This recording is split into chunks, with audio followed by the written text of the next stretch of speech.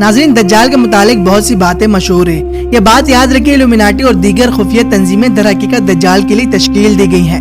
تو ہم اس سلسلے میں دجال سے جڑی ہر چھوٹی بڑی خبر جاننے کی کوشش کریں گے کہ کس طرح سے یہ تنظیمیں ابلیس کے کہنے پر دجال کو ویلکم کرنے کی تیاری میں دن رات ایک کیے ہوئے ہیں۔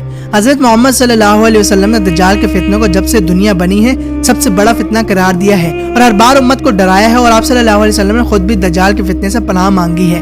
آخر کوئی تو بات ہے جو آپ صلی اللہ علیہ وسلم خود اس فتنے سے پناہ مانگتے دکھائی دیتے رہے اور امت کو اس فتنے دجال کے پاس بھی جانے سے منع کیا ہے۔ بہرحال جو بھی ہے، مگر دجال کے بارے میں اور اس کے فتنے کے بارے میں ہمیں جاننا بہت ضروری ہے، کیونکہ دجال کے ظہور کے وقت یہ عالم ہوگا کہ لوگ دجال کا تذکرہ مسجدوں میں بھی نہیں کریں گے اور یہاں تک کہ علماء کرام بھی نہیں کریں گے۔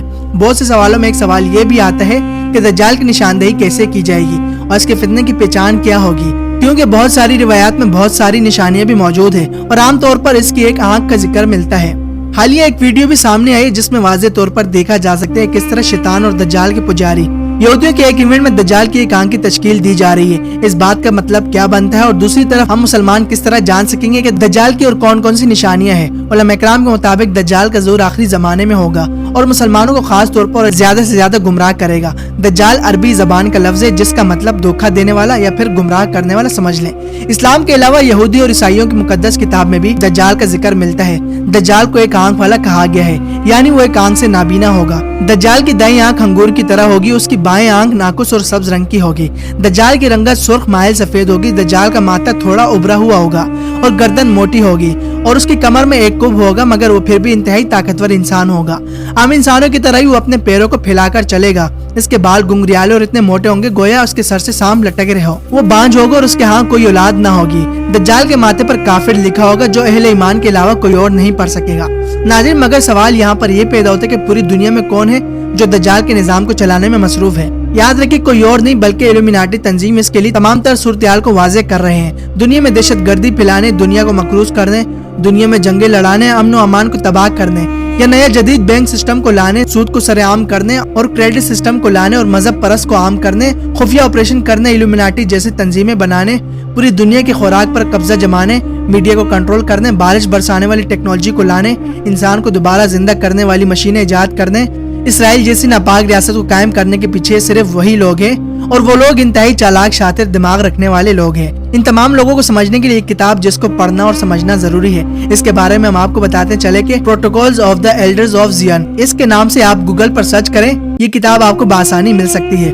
اس کتاب کو پڑھنے کے بعد آپ کو بخار اتر جائے گا اور آپ کو سمجھ آ جائے گی کہ کس طرح دنیا کو کنٹرول کیا جا رہا ہے۔ یہ کتاب یہودی پروٹوکول کے نام سے بھی جانی جاتی ہے۔ اس کی ہسٹری بھی کافی دلچسپ ہے۔ دراصل یہودیوں کے بڑے عالم بزرگ حضرات نے تقریباً آج سے 126 سال پہلے اس کتاب کو لکھا تھا اور 1897 میں سوئٹزرلینڈ کے خفیہ اداروں نے اس کتاب کو خفیہ طریقے سے حاصل کر لی تھی اور پھر ایک روسی شہر نے اس کتاب کو لے کر 1901 میں دنیا کے سامنے لے آیا اور برطانوی ونٹور نامی شخص نے اس کتاب کو انگریزی زبان میں ترجمہ کر دیا۔ پھر یہ کتاب شائع کرنے کے بعد روسی شہری اور سوئٹزرلینڈ شہری دونوں مارے گئے تھے۔ ان کے شائع کرنے سے یہ کتاب پوری دنیا میں پھیل گئی تھی اور اس کے نتیجے میں ہزاروں لوگ مارے گئے تھے اور روس میں اس کتاب کو رکھنے والے کو سر عام گولی مارنے کا حکم تھا۔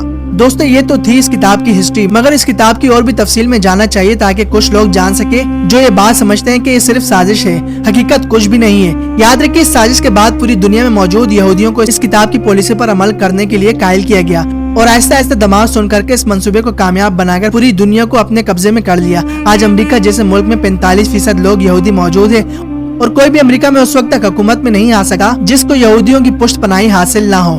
ایسے ہی دنیا میں موجود کل بڑے اداروں میں تقریباً 85% ادارے امریکہ کے پاس ہیں، جن میں سے 54% پر یہودی مسلط ہیں۔ جس طرح اسٹاک ایکسچینج کے روپ میں اور IMF کے روپ میں ان دونوں اداروں کے پاس دنیا کے 80% دولت موجود ہے جو یہودیوں کے قبضے میں ہے۔ پوری دنیا کے میڈیا کو چھوڑو بلکہ پاکستان کے میڈیا کو دیکھ لو جو تقریباً یہودی یعنی امریکہ کے قبضے میں ہے۔ امریکہ کی 30 بڑی انشورنس کمپنیوں میں سے 28 یہودیوں کی ہے۔ اس وقت ہالی ووڈ موویز میں کام کرنے والے تقریباً 90% لوگ یہودی ہیں۔ ماہرین کے مطابق اگر دنیا کی 10 بڑی پارلیمنٹس میں یہودی ارکان کی تعداد 1000 ہو جائے تو پوری دنیا کے پارلیمنٹ کو بھی اپنے قبضے میں کر لیں گے اور پوری دنیا میں اسلحہ بھی یہودی ہی فروخت کرتے ہیں۔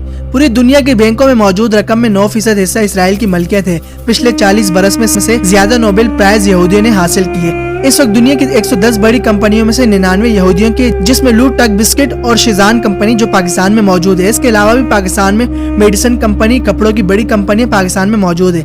नाज़रीन, इनके अलावा भी पूरी दुनिया में यहूदियों का कब्जा है, मगर बताते बताते वीडियो लंबी हो जाएगी। मुख्तसर वीडियो बेहतर है। हमारे इस कमजोर जहालत की वजह से ऊपर बैठे हुक्मरान अपनी कौम को तैयार करने के बजाय अपनी कौम को यहूदियों के जंजाल में फेंकने की मजीद कोशिश कर रहे हैं। इसी जानिब अल्लामा मोहम्मद इकबाल ने पहले इशारा करते हुए फरमाया था कि दीन काफिर फिक्रो तदबीर जिहाद, दीन मुल्ला फी सबीलिल्लाह फसाद। इस तमाम सूरत-ए-हाल का मुकाबला करना होगा, हमें अपनी सोच को बदलना होगा, वरना ये लोग हम पर इसी तरह से बढ़ते चले जाएंगे और हम पर गालिब आ जाएंगे। नाज़रीन, इल्यूमिनाटी की 13 नस्लों में से एक खानदान डेविड फिलिन का और दूसरा खानदान रूट चाइल्ड का है।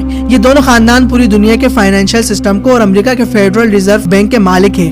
नाज़रीन, एक बार फिर से आपको याद दहानी करवाते चलो कि यहूदी कभी भी और हरगिज किसी सूरत में भी मुसलमानों के दोस्त नहीं हो सकते। इनकी ज़हनियत, इनके तजर्बात और इनके काम काज हमेशा शैतानों की तरह ही होते हैं और यही पूरी दुनिया में दज्जाल का फितना फैला रहे हैं। और शायद यही वजह है कि शैतान ने मुसलमानों में जिना आम करने, सूद लाने और बैंक सिस्टम को मुतारिफ करवाने के लिए इनका इस्तेमाल किया है। ये लोग बज़ाहिर अच्छे काम करते हैं, मगर इनके मकासद शैतानियत को प्रमोट करना होता है। इनका तरीकाकार यही है कि ये लोगों के दिलों में गड़ जाते हैं और ये लोग अपने अधिकारी के जोर दिखाकर लोगों के फेवरेट हीरो बन जाते हैं, चाहे वो सियासत की सूरत में हो या फिर किसी और सूरत में हो। और लोग इन्हें देखकर इन्हें सपोर्ट करने लग जाते हैं। जब इन्हें पता लग जाता है कि शिकार जाल में फंस चुका है तो ये लोग शैतानियत को प्रमोट करते हैं। दोस्तों, बात सारी यहाँ पर यही आती है कि हमें इनसे बचने के लिए क्या करना चाहिए। हमें सिर्फ और सिर्फ अपने दीन से जुड़े रहना चाहिए। हम 5 वक्त की नमाज अदा करें और हज, ज़कात, उम्रा अदा करें और इस्लाम के तमाम अरकान पर अमल पेरा हों। दोस्तों, दुआ अल्लाह ताला शैतान की शर से, दज्जाल के फितने से और यहूदियों की तंजीमों से हमें बचाए और 5 वक्त की नमाज पढ़ने की तौफीक दे। अगर आपके दिल की भी यही दुआ है तो कमेंट सेक्शन में आमीन लिख कर जाइएगा।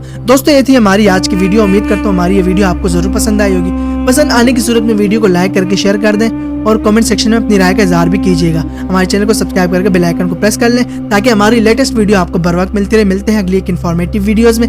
दीजिए हमें इजाजत, तब तक के लिए अल्लाह नेगहबान।